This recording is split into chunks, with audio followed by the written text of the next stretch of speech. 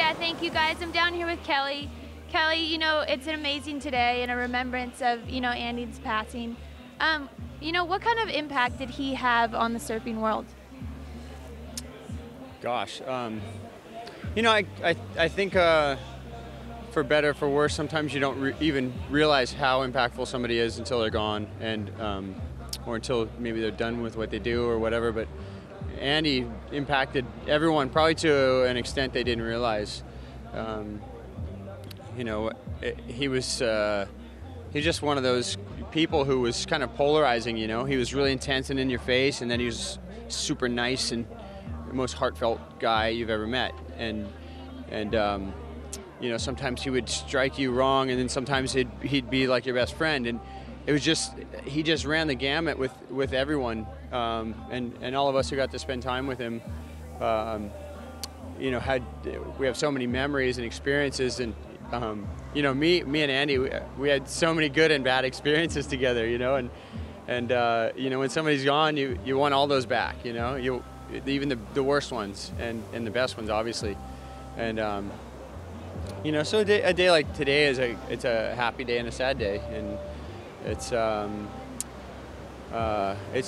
still unbelievable, you know. I think for everyone, because it's somebody who's so in their prime and you know, so imaginative and such an incredible talent. You know, for them to be gone and not be here, you know, you do realize, you know, you take things for granted in life, and you take people for granted, and you know, sometimes it's more easy to focus on the negatives of people or things you don't like than you know, what you appreciate in people. And you know, so we get tied up in small little issues with people and all that. But you know, I think back now and I just appreciate the whole thing, that, you know, my experiences personally with Andy. And you know, my heart goes out to his family and all his closest friends, and you know, I know it's probably a really somber day for Lindy and Bruce and Andy's parents, and you know, and also a day to celebrate his life, and you know, just remember all those feelings, and gosh, what do you say? You know, yeah, I'm sure he'd be here today in Santa Cruz. So it's a strange. It's still just strange to think he's gone, you know. And, you know, as a world champ, you know, Andy's affected you, you know, so personally throughout your entire career. As a competitor, you know, what kind of things did he bring to the table out competing against you, and what brought out of you personally? Andy he was just, you know, everyone will tell you he was so intense, and he knew what he wanted to do. He was really focused, and you know, in the last couple of years on tour, he really struggled with. I think he really struggled with like having happiness and being totally immersed in competition at the same time, you know, because for him, it wasn't always happy to be competing, you know. Sometimes he hated it, and he didn't want to be competing because it put him in this real intense place.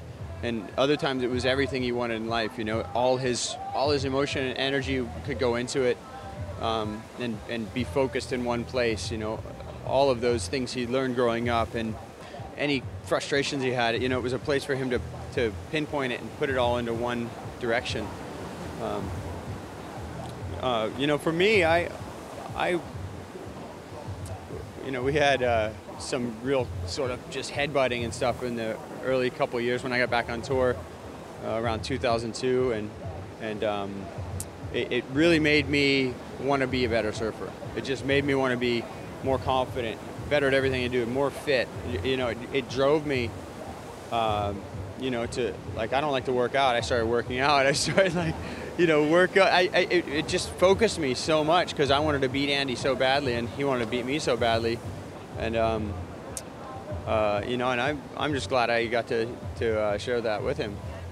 Great, and you know, it's a beautiful day down here, just a wonderful celebration of an amazing life, and he'll forever be in Kelly Slater's heart and ours as well, and we'll throw it back up to you boys.